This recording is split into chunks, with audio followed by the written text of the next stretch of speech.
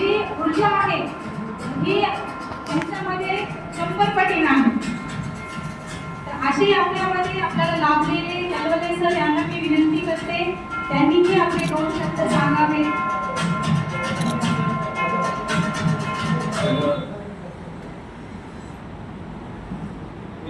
शिक्षक आहे. शिक्षकाचा गुणधर्म मला बोलणे परंतु बोलणे म्हणजे काहीच बोलले का, विषयात धरून विषयाच्या अनुषंगाने बोलणे हा एवढाच विषय असतो. कारण अवांतर बोलतो तर लोक म्हणतात का बरं करतात. तर मला माझ्या गुरुने सांगितलं की जेवढं जमतं तेवढं काम करायचं असतं. पहिल्यापर्यंत राजे छत्रपती शिवाजी महाराज, घटनेचे शिल्पकार परमपूज्य डॉक्टर बाबासाहेब आंबेडकर या महान विद्वानास अभिवादन करतो. आणि मी आज माझे 2 शब्द मी तुमच्या समोर ठेवणार. एक बाबासाहेबांचे एक स्लोगन मला आठवतं. डॉक्टर बाबासाहेब आंबेडकर म्हणाले की बस शिकलेल्या माणसाने समाजकार्य केलं पाहिजे. समाजकार्य कोणतं, आपल्याला जमते ते समाजकार्य करायचं. कोणाला शाळेमध्ये शिकवायला जमतंय, कोणाला शाळेमध्ये पाठवायला जमतंय, किंवा कोणाला वेगवेगळ्या पद्धतीचं काम करता येतं. ते सुद्धा एक समाजकार्यच आहे.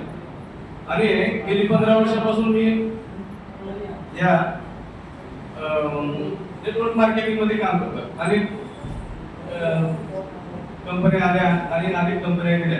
15 वर्षापासून मला नेटवर्किंग मार्केटिंग म्हणून कळले नाही का, मला कोणी समजून सांगितलं नाही. परंतु 15 वर्षाच्या नंतर मला आज कळलं, ज्यावेळेस मी कॅशुअल कंपनीमध्ये कामाला सुरुवात केली.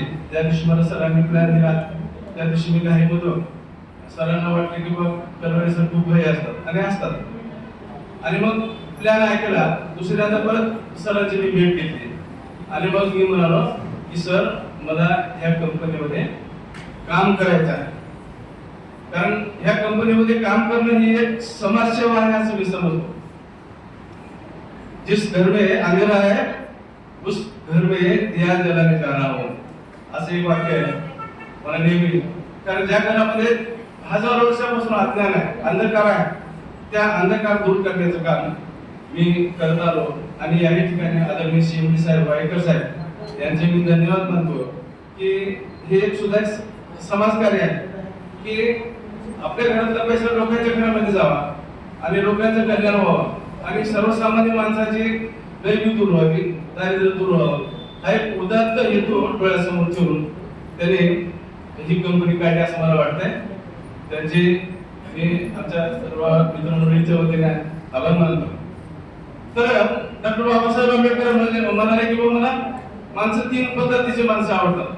का की जे ज्यांची कामावर निष्ठा आहे अशी माणसं. आपण जे काही काम करतो त्या कामावर निष्ठा असणारे म्हणजे निष्ठेनं काम करणारे माणसं मला आवडतात. एखादं काम करायला निघालो आणि आपली त्या कामावर निष्ठाच नाही. समजा आपण त्या क्षेत्रामध्ये काम करायला निघालो आणि कामाची इच्छा नाही, उगाचच काहीतरी कोणाला खुश करण्यासाठी म्हणून कुठं आहे मीटिंग वर आहे, कुठं आहे प्लॅन देतोय, कुठं आहे काय करतोय, असं म्हणजे जे काही काम करतो ते काम आपण निष्ठेने केलं असं केलं पाहिजे असं मला वाटतं. आणि दुसरा शब्द आहे की निर्मूळपणानं काम केलं पाहिजे. बाबासाहेब म्हणाले की मला निष्ठेनं, निर्मूळपणानं आणि सातत्यानं काम करणारी माणसं मला आवडतात असं म्हणाले. काम करत असताना त्या कामावर निष्ठा असली पाहिजे. खरंच मला काम करायचं का, काम करायचं असेल तर निष्ठेनं काम केलं पाहिजे. आणि कुणाचं कोण काय बोलतंय, कोण काय करतंय, आपल्या काय चाड्या चुकल्या करते का, कोणी काय आपल्याला नाव ठेवते का. आता एक मुख्याध्यापक राहिलेला माणूस आहे. मी शिक्षक होतो, प्रमोटेड मुख्याध्यापक म्हणून राहिलेला माणूस आहे. आणि मला हे काम करावं असं वाटतं म्हणून मी हे काम करतोय. निमूटपणाने काम करतो मी. मला बरेचसे लोक म्हणतात अरे एवढं मोठं माणूस नेटवर्किंग मार्केटिंग करतो का? हो करतो. तुझ्या बापाची बिघडते होय की नाही. मला ते आवडतं म्हणून मी ते निमूटपणाने करतो आणि सातत्याने करतो, निष्ठेने काम करतो निमूटपणानं काम करतो आणि हे सातत्यानं काम करतो मी. म्हणून मला ही कंपनी आवडते, माझी सगळी टीम मला आवडते आणि मला त्यांच्यासोबत काम करायला आवडतं. आता इस्पिरेटरी महाराज आहेत, आता यांच्याबद्दल बोलावं असेल, आता मी शिवडे साहेब ते अत्यंत माझ्यावर प्रेम करतात. मी कधी जरी समजा रात्री 12 वाजता जरी फोन केला तरी लगेच उचलतात एकाच कॉल मध्ये. ही सुद्धा एक निष्ठा आहे, हे सुद्धा एक प्रेम आहे. तर माझे आपलंही मॅम सोनकामे मॅडम आहेत, आमच्या मारावड सर आहेत, आमच्या बिरुगड मॅडम आहेत, यांच्या माध्यमातून हे काम करतो. मला सिनियर माणसाचं नाव घ्यायला अजिबात काही वाटत नाही, का ती सिनियर आहेत आणि म्हणून त्यांच्या नावाचा उल्लेख व्हावा, काम करणाऱ्या माणसाचा व्हावा. मला अभिमान वाटतो आमच्या लातूरच्या टीमचा. रेखा मॅडम आणि आमचे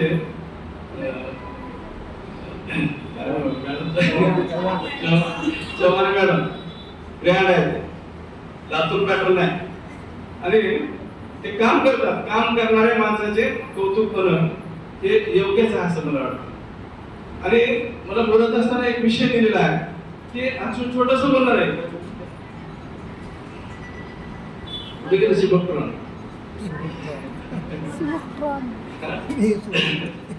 शिवप्राण बद्दल बोलतो सर. हे शिवप्राण आहे, असं आहे की हे भर उन्हाळ्यामध्ये पिकलं जातं, पिकणारं फळ आहे आणि या फळापासून सी नावाचं जीवनसत्व मिळत असतं. आता सी जीवनसत्व ज्याच्याकडे आहे त्याच्यामध्ये इम्युनिटी पॉवर असतो.